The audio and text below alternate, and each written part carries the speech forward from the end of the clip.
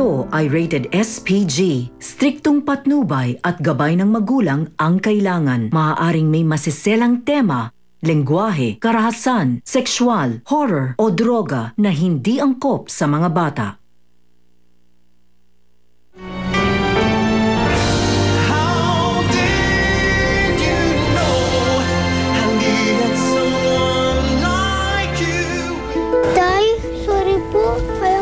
Kasi mahal kayo, pero pinigtas niyo ang buhay ko.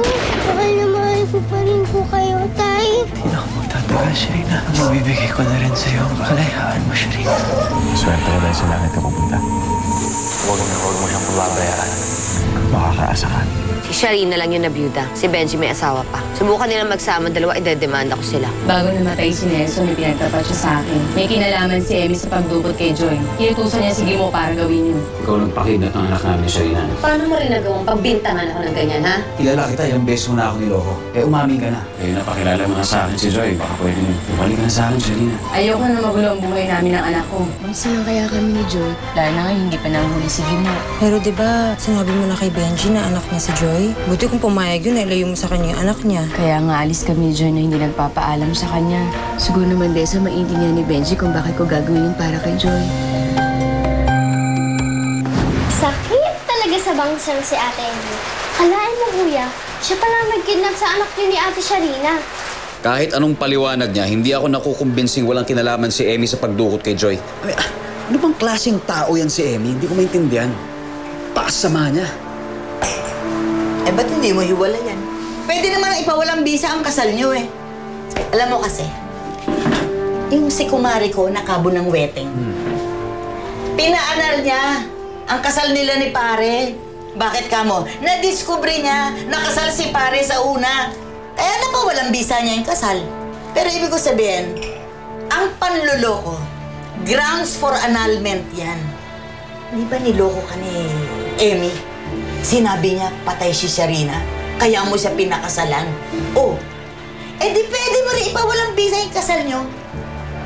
Para na sa ganun, makabalik ka na kay Sharina. Talaga ho, Lola? Sumasangahin ka na sa amin ni Sharina?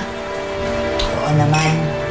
Alam mo, ayoko nang maulit yung ginawa ko sa tatay niyo noon.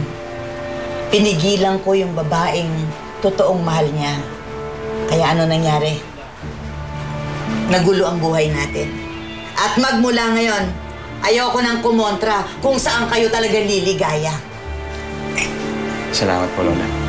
At ang pinakamaganda mong gagawin, kausapin mo si Emmy. Baka sakali, makuha mo sa santong dasalan. Sabihin mo buti kung ano yung nararamdaman mo. O, di ba?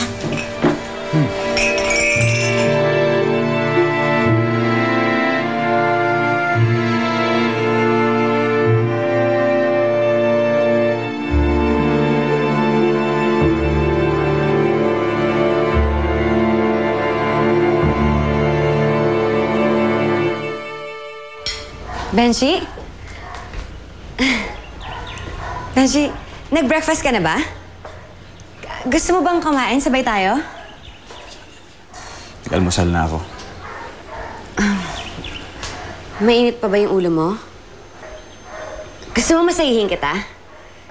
Ikaw naman kasi, kung ano-ano mga binibintang mo sa akin na masasama, ayan tuloy, sigawan kita. Benji, sorry na ha. Huwag na tayo mag-away. Emmy, hindi ako nagpunta rito para makipagtalo sa'yo. Pumunta ako rito para ayusin ko na ang lahat. Talaga? Sabi ko na nga ba, hindi mo ako matitiis eh. Alam mo, iniisip ko nga, ano kaya magpakasal tayo ulit? Para magsimula ulit tayo ng bago. Gusto mo ba sa ibang bansa? Magpakasal tayo ulit? Talaga nakakuha. Yan yung bagay na pinakaayot. Nagsisisihan ko nga yung bagay na yun sa buong buhay ko. Anong ibig mo sabihin? Ang ibig ko sabihin, gusto ko ipaanal ang kasal natin. Yun ang gusto ko sabihin.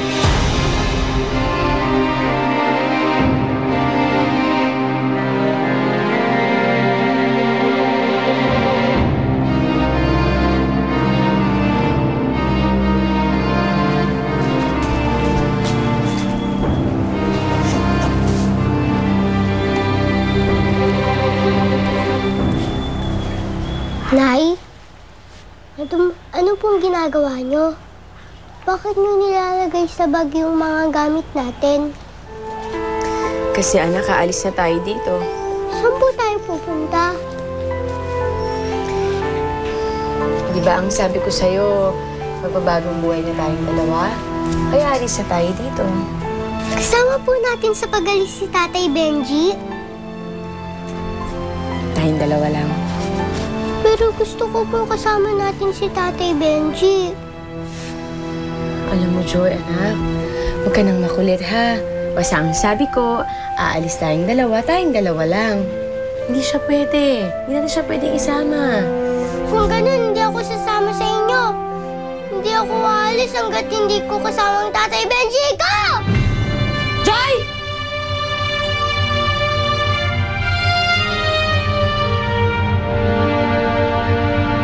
Nababaliw ka na ba talaga, Benji? Ano ba yung iniisip mo? Si Sharina ba yung nag-utos sa inyan, ha? Hindi. Wala kinalaman si Sharina rito. Sariling desisyon ko to. Tsaka isa pa sa umpisa naman, loko ka na to, di ba? Kaya lang naman kita pinakasalan. Dahil sinabi mo sa akin, patay na siya. Eh di lumabas din yung totoo. Yung pesteng Sharinang yan yung dahilan. Amy, ayoko na makipagtalo sa'yo. Sawang-sawa na ako. Ikaw ba hindi ba napapagod? Pagod na ako. Amy, sige na. Kung pareho tayong umuho rito, mapapabilis ang annulment. Sige na, dalawa tayo mag-file. Hindi. Ayoko. Benji, buong buhay ko pinuhunan ko sa'yo. Ang laki na ng hirap ko sa'yo. Kaya hindi ako papayag na mabaliwala yung kasal natin.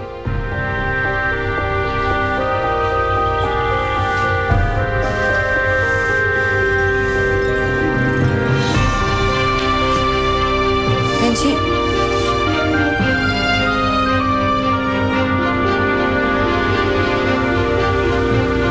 Alam ko na nasaktan ka.